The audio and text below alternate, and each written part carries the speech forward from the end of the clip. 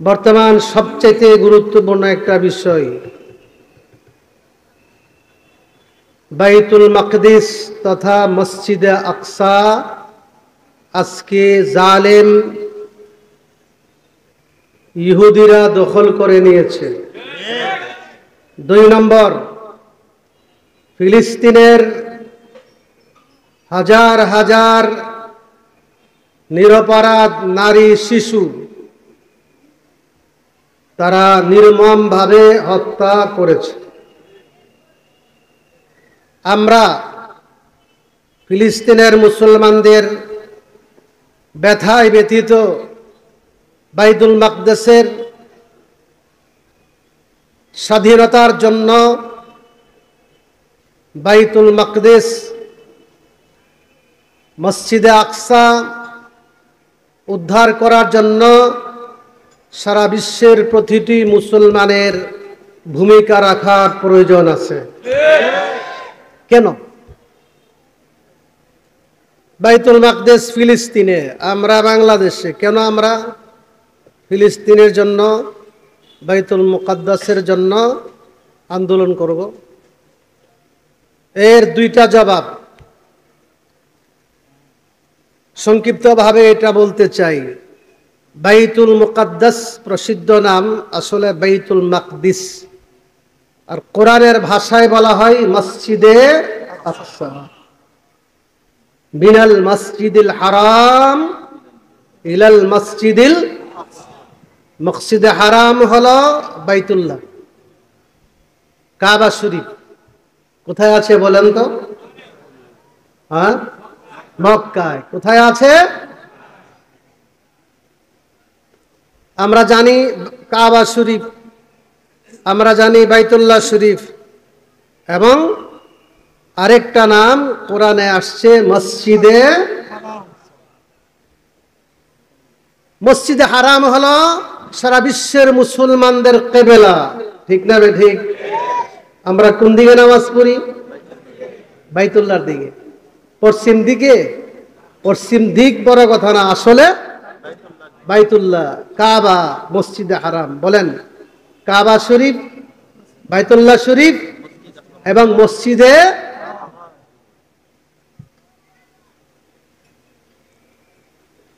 মদিনাতে যারা গেছেন, হজ করেছেন, তারা জানেন আপনারা নামাজ পড়েন দক্ষিণ দিকে, মদিনার থেকে নামাজ পড়ে কোন দিকে?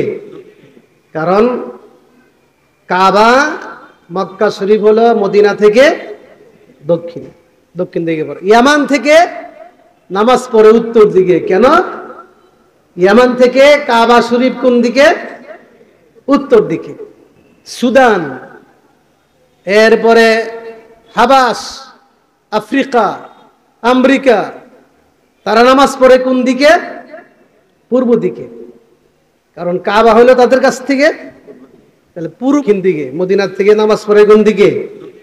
কারণ কাবা, মক্কা শরীফ হলো মদিনা থেকে দক্ষিণ, দক্ষিণ দিকে পড়ে। ইয়ামান থেকে নামাজ পড়ে উত্তর দিকে। কেন? ইয়ামান থেকে কাবা শরীফ কোন দিকে? উত্তর দিকে। সুদান, এরপরে হাবাস, আফ্রিকা, আমেরিকা, তারা নামাজ পড়ে কোন দিকে? পূর্ব দিকে। কারণ কাবা হলো তাদের কাছ থেকে, তাহলে পূর্ব পশ্চিম বড় কথা না, কাবার দিকে নামাজ পড়তে হবে। আল্লাহ বলেন, হাইসু মা কুনতুম ফাওয়াল্লু ওয়াজুহাকুম কিবালাল মসজিদিল হারাম। যেখানে থাকো, পৃথিবীর যে কোনো প্রান্তে থাকো, তোমরা মসজিদে হারামের দিকে মুতাওয়াজ্জিহ হয়ে নামাজ আদায় করো। কারণ মসজিদে হারাম, কাবা শরীফ, বাইতুল্লাহ শরীফ হলো মুসলমানদের কিবলা, মুসলমানদের। বুঝে আসছে? কিবলার সম্মান আছে কি আছে না? আল্লাহ বলেছেন মসজিদুল হারাম, হারাম মানে মুহতারাম, সম্মানিত। পৃথিবীর মধ্যে সবচেয়ে সম্মানিত হলো মসজিদে কাবা শরীফ।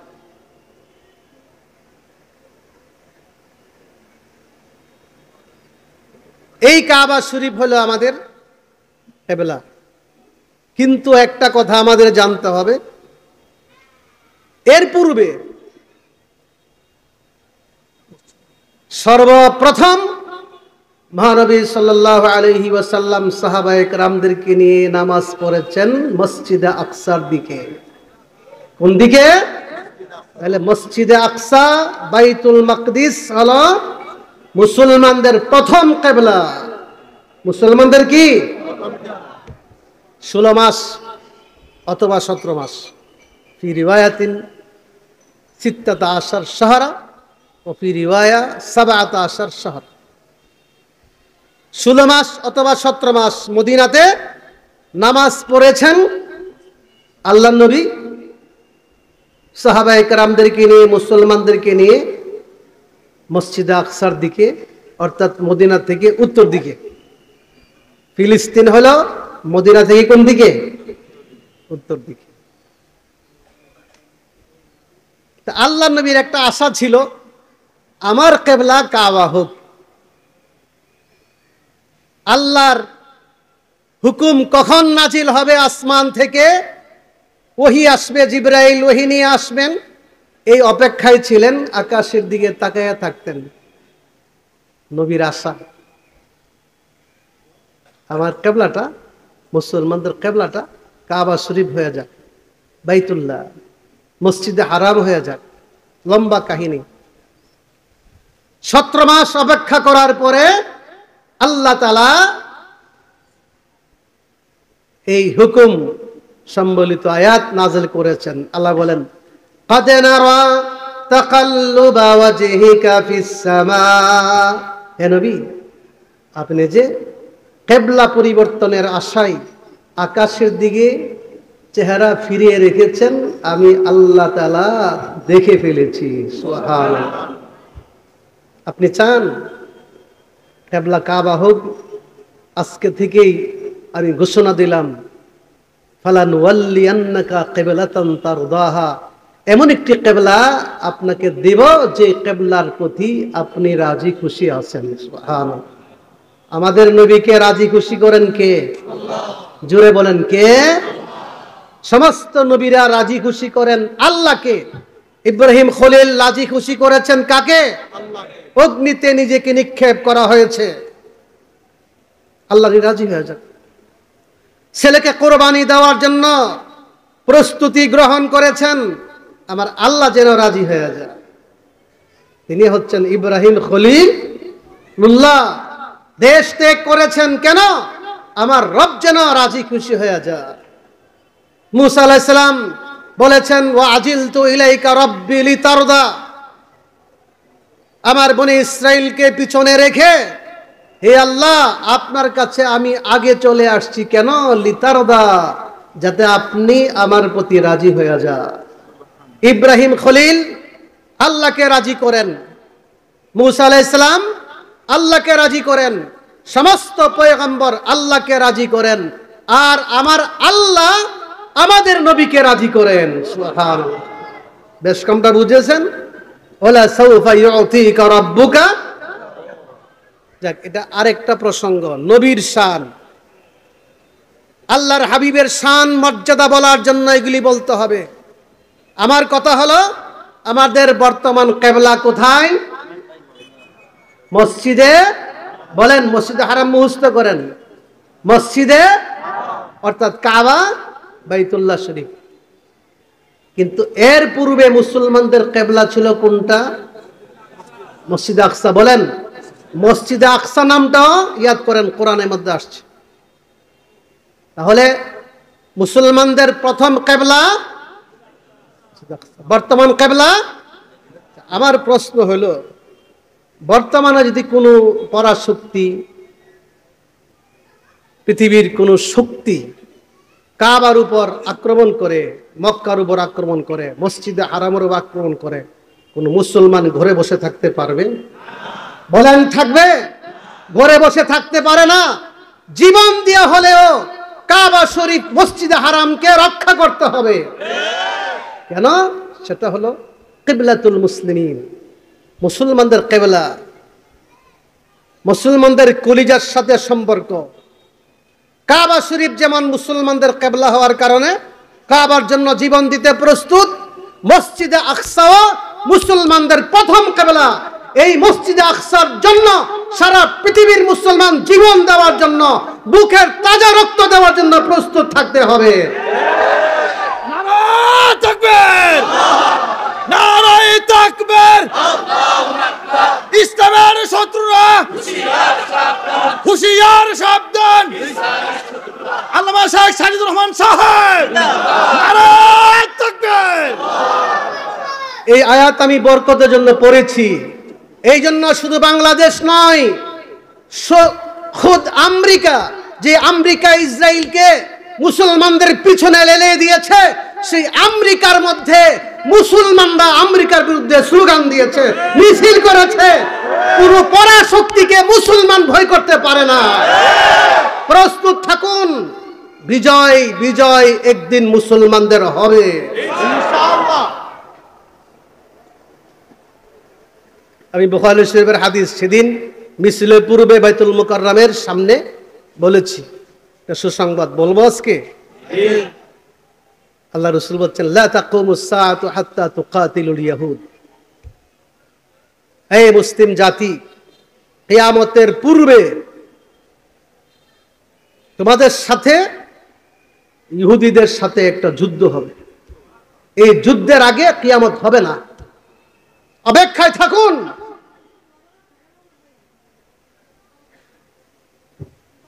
তোমরা মুসলিম জাতি ইহুদিদের বিরুদ্ধে যুদ্ধ করবে, সেই যুদ্ধের মধ্যে মুসলিম বাহিনী জয়লাভ করবেন। এটা নবীর ভবিষ্যৎবাণী। এমন ভাবে ইহুদিদেরকে কতল করবে মুসলমানরা, তারা পলাইবার জায়গা পাবে না। এমন কি তারা পাথরের পিছনে, গাছের পিছনে লুকিয়ে থাকবে। হাত্তা ইয়াকুলাল হাজার ওয়ারাআহু ইহুদি ইয়া মুসলিম ইয়া আবদাল্লাহ ওয়ারাই ইহুদিয়ুন ফাকতুলহু। পাথরের পিছনে, গাছের পিছনে ইহুদিরা লুকায়ে থাকবে মুসলমানদের ভয়ে, মুসলিম মুজাহিদ বাহিনীর ভয়ে। তখন আল্লাহ তাআলা সেই পাথর এবং গাছের জবান খুলে দিবেন। পাথর বলবে, এই মুসলিম বাহিনী, মুসলিম সৈনিক, আল্লাহর বান্দা, আমার পিছনে ইহুদি কুকুর লুকায় আছে, তুমি এসে তাকে হত্যা করো। মুসলমানদের সাথে পাথর মুসলমানদের সাথে যুদ্ধ করবে, গাছ পর্যন্ত যুদ্ধ করবে। সেই দিনটা আসতেছে, আসবে। তবে একটু দেরি হচ্ছে মুনাফিকদের জন্য। মুনাফিকের যন্ত্রণায় মুসলমানদের বেশি ক্ষতি হয়। মুনাফিক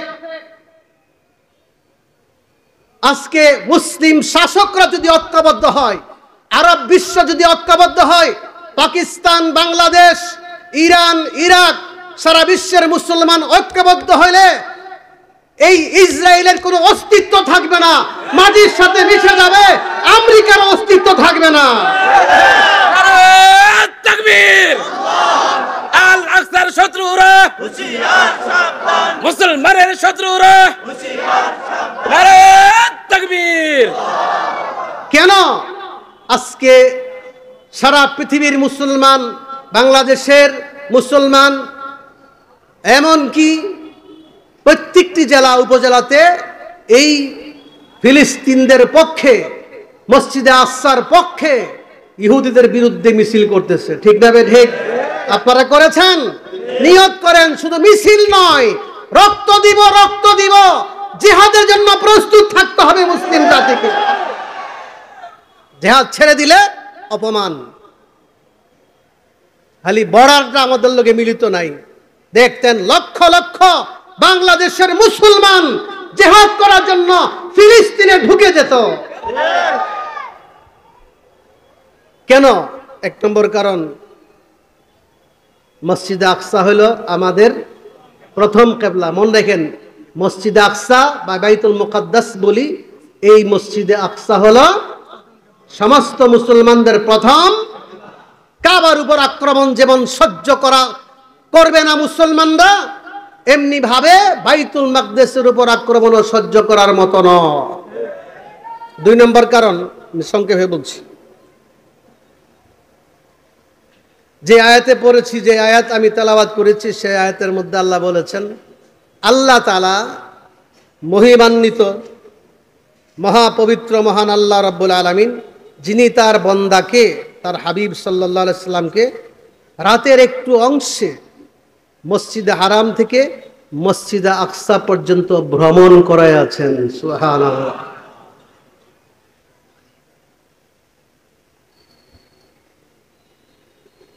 মসজিদে হারাম হলো মক্কা, মসজিদে আকসা হলো ফিলিস্তিন। তখনকার জমানায় মক্কা থেকে ফিলিস্তিন ভ্রমণ করতে 1 মাস সময় লাগে। তখন তো প্লেন ছিল না, উটের উপর সওয়ার হইয়া ভ্রমণ করত। উট দিয়ে যেতে হলে মক্কা থেকে ফিলিস্তিন কয়দিন সময় লাগে? 1 মাস। 1 মাসের পর আল্লাহ বলছেন, লাইলা আই ফি ওয়াক্তিন কালিলিন মিনাল লাইল, রাতের একেবারে অল্প সময়ের মধ্যে আল্লাহ তার হাবিব সাল্লাল্লাহু আলাইহি ওয়াসাল্লামকে মক্কা থেকে ফিলিস্তিন, মসজিদে হারাম থেকে মসজিদে আকসা, এরপরে প্রথম আকাশ, দ্বিতীয় আকাশ, সপ্তম আকাশ, এরপরে সিদরাতুল মুনতাহা, এরপরে কুরসি, এরপরে আরশের মধ্যে আল্লাহর কাছে বসে আল্লাহর সাথে কথা বলেছেন। সব কিছু শেষে আবার আল্লাহর হাবিবকে নিয়ে আসছেন মক্কাতে রাতের অল্প সময়ের ভিতরে। এটা হলো আল্লাহ নবীর বড় একটা মুজিজা। কত বড় মুজিজা!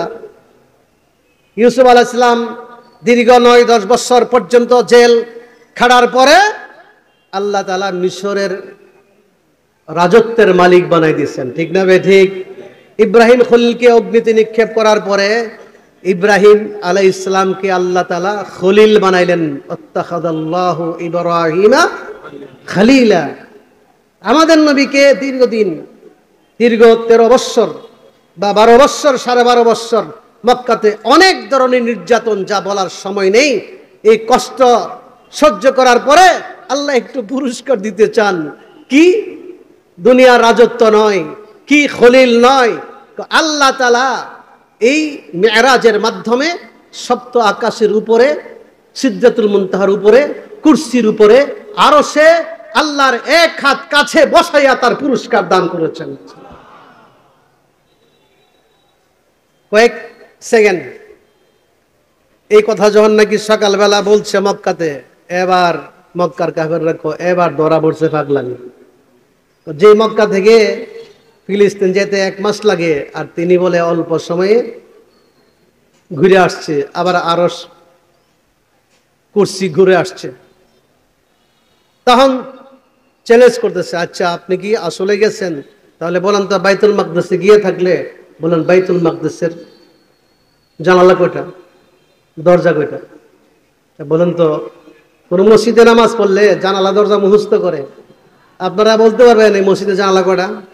এদিকে না চাইয়া বলতে হলে পুরস্কার আছে, পারবেন না। আমরা সারা জীবন যে মসজিদে নামাজ পড়ি আমরা বলতে পারবো না কয়টা জানালা। ঠিক না? ঠিক। এগুলি মুখস্থ করার জন্য তো কেউ মসজিদে যায় না। এখন তারা আল্লাহ নবীকে আটকায় দেওয়ার জন্য এই প্রশ্ন করলো। ঠিক আছে, একটু অপেক্ষা করো। 2 রাকাত নামাজ পড়ছেন, নামাজ পড়ে হাত তুলে দোয়া করছেন, আল্লাহ তুমি হক, তোমার নবী হক, অতএব আমাকে অপমান করিও না। সঙ্গে সঙ্গে মুনাজাত করার পরে বলছেন, এবার তোমরা প্রশ্ন করো। আল্লাহ তাআলা বাইতুল মাকদেসের ছবিটা নবীর চেহারার সামনে বাসায় দিয়েছেন। জানালা কয়টা? 1 2 3 4 5, এতটা। দরজা কয়টা? এতটা। এখন বলে বাপ রে বাপ, এত বড় জাদু করতে আমরা জীবনে দেখিনি। এগুলি পরের কথা। তাহলে আল্লাহ নবী মেরাজের রাত্রে, ইসরা এবং মেরাজ, মন দেখেন, সুবহানাল্লাযী আসরা, এই সূরাটা পড়েন। আমি অন্য কোনো বয়ান করতে মনে চায় না। বর্তমান সবচেয়ে আলোচনার প্রয়োজন, প্রত্যেকটি মুসলমান বর্তমান ফিলিস্তিনকে চেনা প্রয়োজন, মসজিদে আকসাকে চেনা প্রয়োজন। ঠিক না? ঠিক। না জানলে জিহাদ করার ইচ্ছা করবে কিভাবে? এই জন্য এক নম্বর তো বললাম মসজিদে আকসা হলো মুসলমানদের প্রথম কিবলা। 2 নম্বর হলো আল্লাহর নবী ইসরা এবং মেরাজের মাধ্যমে বাইতুল মাকদিস জিয়ারত করছেন, ঠিক না ঠিক? ইসরা এবং মেরাজ দুইটা শব্দ, কয়টা শব্দ বলেন? কয়টা শব্দ? শুধু মেরাজ চিনি, ইসরা চিনি না। অথচ ইসরা শব্দটা কোরআনে আসছে, সুবহানাল্লাযী আসরা। যে কোরআনের শব্দ কিছু মুখস্থ করেন। ইসরা হলো মিনাল মসজিদুল হারাম ইলাল মসজিদুল আকসা। ইসরার অর্থ হলো মক্কা থেকে ফিলিস্তিন, মসজিদ হারাম থেকে মসজিদ আকসা। আর মেরাজ হলো ফিলিস্তিন থেকে মসজিদ আকসা থেকে সপ্ত আকাশ, সিদরাতুল মুনতাহা, কুরসি, আরশ। সুবহানাল্লাহ। এই দুইটা কে করাইছেন? তাহলে এই জন্য বলা হয় বাইতুল মাকদিস বা মসজিদুল আকসা মাসরান নবী সাল্লাল্লাহু আলাইহি ওয়াসাল্লাম। ইসরা এবং মেরাজের রাত্রে আল্লাহর নবী সেখানে অবস্থান করছেন, ঠিক না ঠিক? নবীর অবস্থান স্থান, মেরাজের স্থান, ইসরার স্থান বাইতুল মাকদিস। এই বাইতুল মাকদিসের উপর আক্রান্ত কোনো নবীর কোনো উম্মত বরদাস্ত করতে পারে না। এই জন্য আমাদের আন্দোলন, এই জন্য আমাদের বিক্ষোভ। প্রয়োজনে আমরা বিক্ষোভ করে ঘাম ঝরাইছি, বুকের রক্ত ঝরাবার জন্য আমরা অপেক্ষায় আছি ইনশাআল্লাহ। নম্বর 2। 3 নম্বর হইল সালিসুল হারামাইন শরীফাইন। আমরা যারা হজ করছেন, মক্কাকে বলা হয় মসজিদে হারাম। গোটা মক্কার একটা এরিয়া আছে হুদুদে হারাম। মক্কা শরীফে বলে কি? হারাম শরীফ। কি বলে? আপনারা হজ করছেন না, অনেকে বলে হারাম হারাম হারাম। বাসওয়ালা, ট্যাক্সিওয়ালা বলে হারাম হারাম, মানে হারাম শরীফ জায়গা। হারাম মানে মোহতারাম, সম্মানিত। এই পৃথিবীর মধ্যে সবচেয়ে সম্মানিত স্থান হলো মক্কা, মক্কার মসজিদে হারাম। এরপরে দ্বিতীয় সম্মানিত স্থান হলো, বলেন তো? মদিনা। জুড়ে কন, মদিনা কন না? মদিনা। মদিনা নামটা কত মহব্বতের। যারা নবীর ভালোবাসা আছে,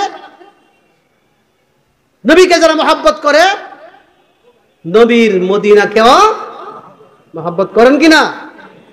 এটা হলো দ্বিতীয় সম্মানিত স্থান। 3 নম্বর সম্মানিত স্থান বলেন তো? আজমারি শরীফ, মসজিদে আকসা। আল্লাহ রাসূল বলেছেন লা তুশাদ্দু রিহাল ইল্লা ইলা সালাসাতি মাসাজিদ, মসজিদুল হারাম ওয়া মসজিদি ওয়াল মসজিদুল আকসা। 3টা মসজিদ ভ্রমণ করার জন্য